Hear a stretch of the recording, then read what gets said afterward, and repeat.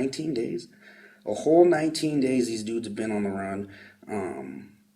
And today they just recently put out that there's another suspect that was involved, and that might be another dude that might have helped him is a guy that's in the prison that might have even hooked him up with some pistols and some rifles. So this shit really starting to get crazy. So apparently a corrections officer from Clinton Correctional Facility in upstate New York has been charged with 3 felonies and a misdemeanor in connection with the escape of these motherfuckers. Officer Gann Palmer, 57, faces 1 count of promoting dangerous prison contraband, 2 counts of destroying evidence, and 1 count of official misconduct and misdemeanor. The longtime guard gave at least one of the prison escapees a screwdriver and a wrench to help fix electrical breakers in the catwalk area behind their cells. So these motherfuckers were in on it. And that's what I'm saying. If y'all watch Orange is the New Black, y'all can understand why these guards get so fucking close to these people. I'm not even joking with you. They spend time with them. You make connections.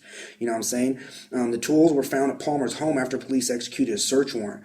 I won't comment specifically on whether or not what the client did, but blah, blah, blah. They said he's cooperated, but apparently one of the artists or one of the dudes who escaped the inmates is a really good artist. I've seen some of his shit. He's really talented at art.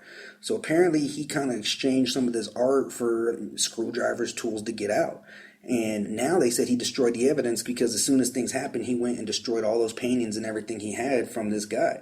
And that just goes to show, hacksaw blades. And that's what they brought them in. They brought them hacksaw blades in hamburger meat in boxes. They had brought packages in. So they were really trying to help these motherfuckers out. And at the end of the day, I don't understand why. What were they going to get out of this?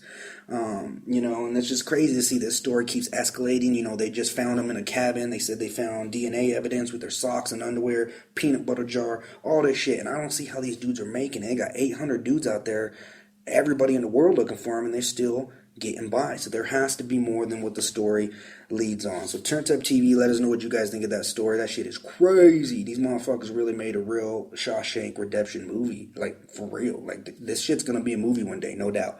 And, it's gonna be crazy when they finally catch these dudes. Hopefully nobody gets, these dudes don't hurt anybody. They catch these dudes, put them back where they're supposed to be.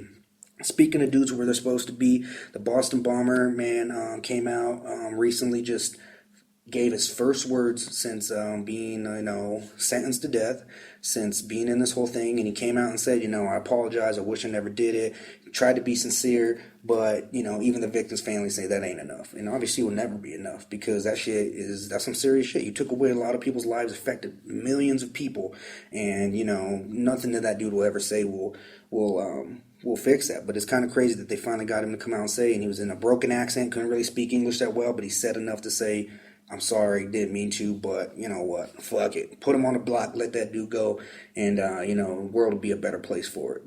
So appreciate y'all turning in on this Thursday. Get y'all turned up tomorrow on a Friday.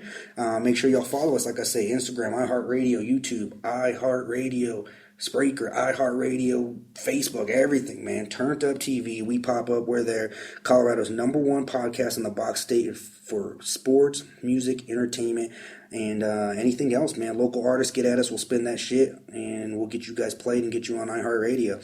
I hope y'all have a good rest of your Thursday. Stay turned up. Make sure, like I say, check out provenclothing.com, and also big shout out and big good luck to the homeboy JG representing for the whole Niner Productions. I talked to him, man. He's fight ready, feels good, he's on weight, ready to drop some bombs, and we ready to stay proven, baby. So make sure y'all get at us at our Twitter. Keep listening in. We stay turned up. Colorado's hottest podcast. I gotta go.